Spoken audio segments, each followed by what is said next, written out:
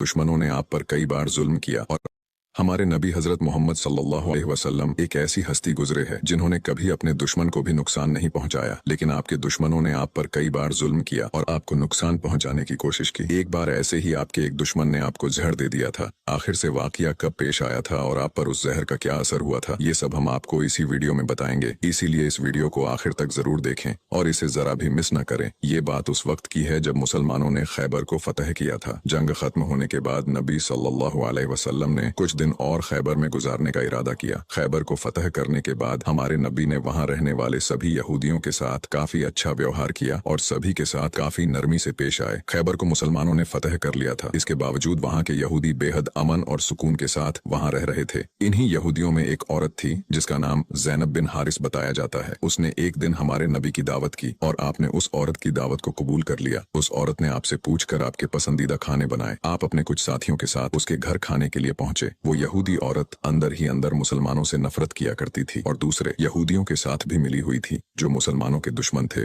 उस औरत ने खाने में पेश होने वाले बकरी के गोश्त में जहर मिला दिया था। जब जहर से भरे उस गोश्त को आपके सामने पेश किया गया और आपने खाने के लिए एक निवाला उठाया और अपने मुंह में रखा तो आप समझ गए कि इसमें जहर मिला हुआ है। आपने तुरंत अपने साथियों को खाना खाने से रोक दिया और कहा कि इसमें जहर मिला हुआ है, लेकिन अफसोस के आपके कुछ साथी उस वक्त तक कुछ गोश्त खा चुके थे जिसकी वजह से उनकी शहादत हो गई। कहा जाता है कि जहर के बारे में हमारे नबी को उस जहर की बोटी ने ही खबरदार किया था। इस वाक़े के बाद उस औरत के साथ साथ उसके सभी साथियों से पूछताछ की गई तो उन्होंने न सिर्फ अपना गुनाह कबूल किया बल्कि ये भी कहा कि हमने आपके साथ ये इसलिए किया क्योंकि हम ये देखना चाहते थे कि आप अल्लाह के सच्चे नबी हैं या नहीं। अगर आप अल्लाह के सच्चे नबी हैं तो इस जहर का आप पर असर नहीं होगा और अगर आप अल्लाह के नबी नहीं हैं तो हमें आपसे छुटकारा मिलेगा। ये बात तो सब जानते हैं कि हमारे नबी ने कभी किसी से बदला नहीं लिया, जबकि आप पर कई बार बहुत जुल्म किया गया जिसके बारे में कोई सोच भी नहीं सकता। लेकिन जब उस जहर की वजह से आपके सहाबा की शहादत हुई थी तो कानून के मुताबिक उस औरत को भी कत्ल कर दिया गया। लेकिन कुछ रिवायतों में आता है कि उस औरत ने खुदकुशी कर ली थी। वही कुछ रिवायतों में कहा जाता है कि उस औरत को माफ कर दिया गया था। इस बारे में कई मुफस्सरीन अपनी अलग अलग राय रखते हैं। एक हदीस में हजरत आयशा फरमाती है कि जब नबी सल्लल्लाहु अलैहि वसल्लम की जिंदगी के आखिरी दिन चल रहे थे और आप बीमार रहा करते थे, उस समय आप कहा करते थे कि खैबर में जो मैंने जहर से मिले हुए गोश्त का टुकड़ा खाया था उसका दर्द मैं आज भी महसूस कर सकता हूँ। ये बात कई किताबों से साबित है कि उस जहर का असर हमारे नबी के आखिरी दिनों में देखा गया था और इसी जहर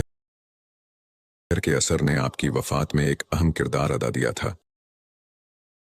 हमारे नबी हजरत